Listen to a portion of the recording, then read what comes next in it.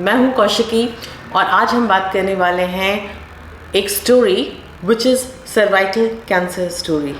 न जाइएगा नहीं, स्टोरी इंटरेस्टिंग है बट इसको बात करने के पीछे पर्पज़ ये है कि आप इंटरेस्टिंग वे में एक अच्छा टेक होम मैसेज ले सकें जिससे आपकी ज़िंदगी जो है वो ज़्यादा हेल्दी बीत सके।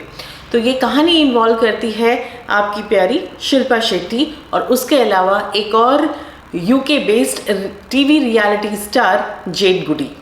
तो ये कहानी है सन 2007 की, जिस समय की शिल्पा शेट्टी का कैरियर नोज डाइव कर रहा था इंडियन मूवी में। उस टाइम उन्होंने पार्टिसिपेट किया एक UK based reality TV show में जिसका नाम था बिग ब्रदर। उसी बिग ब्रदर शो में जेड गुडी भी एक पार्टिसिपेंट्स थी और उसके अलावा और भी ब्रिटिश पार्टिसिपेंट थे।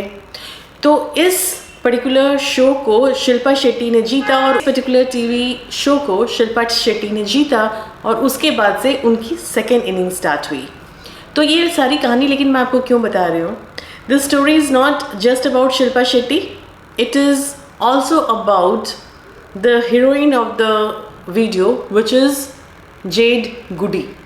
तो हुआ यूँ था उस टाइम पे कि शिल्पा शेट्टी को बहुत सारा रेशियल स्लर उस समय फेस करना पड़ा बाय जेड गुडी। उसने उनका बहुत मजाक उड़ाया और ये सब कुछ कैप्चर हुआ ब्रिटिश नेशनल टीवी पे, इंडिया में भी एयर हुआ, लोगों ने देखा, बहुत गुस्सा हुए और बहुत बड़ा ड्रामा हो गया था। तो इस ड्रामा को लेकर के जेड गुडी को जो है अर्ली एग्ज़िट करा दिया गया बिग ब्रदर के साथ में से। उसने जो पैसा अर्न किया था उस पर्टिकुलर चैरिटी शो, उस पर्टिकुलर रियलिटी शो में, वो चैरिटी में दे दिया गया और भी बहुत कुछ हुआ और इवेंचुअल विनर जैसे मैंने आपको बोला शिल्पा शेट्टी बन गई। फिर क्या हुआ, जेड गुडी ने माफ़ी मांगी इनसे, शिल्पा शेट्टी से, and she was all of 27 at that point of time, married थी, बच्चे थे उनके और इंडियंस उनसे बहुत ज़्यादा गुस्सा थे। फिर क्या हुआ, 2009 में बिग बॉस अपने यहाँ पे हो रहा था। तो हर किसी को मसाला चाहिए होता है, बिग बॉस को भी मसाला चाहिए था। तो उन्होंने जेड गुडी को इंडिया बुलाया और वो बिग बॉस के घर में उनको थोड़े दिन के लिए रखा। जब वो बिग बॉस के घर में थी तभी एक बड़ी अजीब सी बात हुई, उनको वहाँ के ग्रीन रूम में बुलाया गया और ग्रीन रूम में बिल्कुल पब्लिक ये अनाउंसमेंट हुआ कि जेड गुडी के ब्रिटिश डॉक्टर ने ये बताया है कि उसको सर्वाइकल कैंसर हो गया है जो कि स्टेज 4 है। मैंने भी वो पर्टिकुलर एपिसोड देखा था। I was very surprise. I thought कि शायद ये पब्लिसिटी स्टंट है, कोई इस तरीके से कैसे एयर कर सकता है कि किसी को सर्वाइकल कैंसर हो गया है स्टेज 4, और इंग्लैंड में पर्टिकुलरली जबकि सर्वाइकल कैंसर की स्क्रीनिंग इतनी अच्छी होती है कि स्टेज 4 तक किसी रियलिटी टीवी स्टार जिसको कि पूरा एक्सेस हो हेल्थ केयर का, उसका पहुंचना मुझे थोड़ा सा अजीब ही लग रहा था। तो मुझे लगा ये सारा कुछ ड्रामा है। ये ड्रामा नहीं था, एक्चुअली जेड गुडी को सर्वाइकल कैंसर डिटेक्ट हो गया था और that was at the age of only 29 years of age. और सबसे दुख की बात ये थी कि सर्वाइकल कैंसर एक ऐसा कैंसर है जो कि हाईली प्रिवेंटेबल कैंसर है, जिसके लिए कि पैप स्मीयर वगैरह अगर आपने नाम से नहीं सुना होगा तो पैप स्मीयर नाम का टेस्ट है जो कि अभी चेंज हो गया और भी उसमें एडवांसमेंट आ गई हैं। तो वो सारा कुछ इंग्लैंड में बहुत ही अच्छे से अवेलेबल था।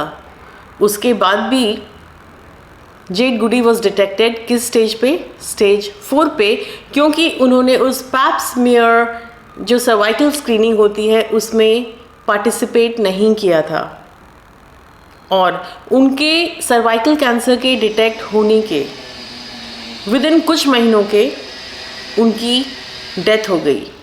और उसमें जैसे मैंने बोला कि उस समय उनकी एज थी मात्र 29 ईयर्स। उनके 2 बच्चे थे, हस्बैंड ने उनके मैरिज के विदिन अ मंथ शादी कर ली बच्चों का, तो आई डोंट नो क्या डिटेल हुआ। जब उनकी डेथ हुई तो even Shilpa Shetty had gone to UK to attend the funeral. तो इस सारी कहानी को बताने के पीछे मकसद ये था, it can happen to anyone, any time, at any age, even to celebrities और नॉन सेलिब्रिटीज़। और इसको बचाने के लिए, प्रिवेंट करने के लिए एक बहुत ही सिंपल उपाय है जिसको कि लोग आलस में आकर के या इग्नोरेंस में आकर के उसको फॉलो नहीं करते हैं। तो मेरी आपसे रिक्वेस्ट होएगी हैंड फोल्डेड इस कहानी को सुनने के बाद कि मेरा नेक्स्ट वीडियो देखें और समझें कि क्या उपाय है जिसके ज़रिए कि आप इस सर्वाइकल कैंसर को ऑलमोस्ट 100% प्रिवेंट कर सकते हैं। और आपको हम बता दें, इंडिया में cervical cancer at one point of time was the highest cancer killer amongst women. As of now ये डूबियस पोजीशन ब्रेस्ट कैंसर ने ले लिया है, बट अभी भी सर्वाइकल कैंसर जो कि बच्चेदानी के मुंह का कैंसर है, अभी भी नंबर 2 कैंसर किलर है इन द इंडियन फीमेल्स। तो ऐसी कोई चीज़ जिसको कि हम आराम से बचा सकते हैं, उससे क्यों मरा जाए। मरने के लिए तो बहुत कुछ और नई नई बीमारियां हमारे लिए आ रही हैं। So the story might be a little traumatic और ट्रेजिक। और उस समय जो है जब ये कहानी सामने में आई तो ब्रिटिश जनता में काफ़ी सारा इसको सर्वाइकल कैंसर को लेके काफ़ी जागरूकता बढ़ी, which was a good thing. तो अगर हम जेड गुडी के स्टोरी से कुछ लेसन ले सकते हैं और अपने लाइफ को कुछ पॉजिटिवली जी सकते हैं, तो that is the whole idea of my channel, that I convey you the stories which are motivating, which help you make your life better. So till I meet you in my next video, I'm signing off and you have a good week ahead. Bye bye.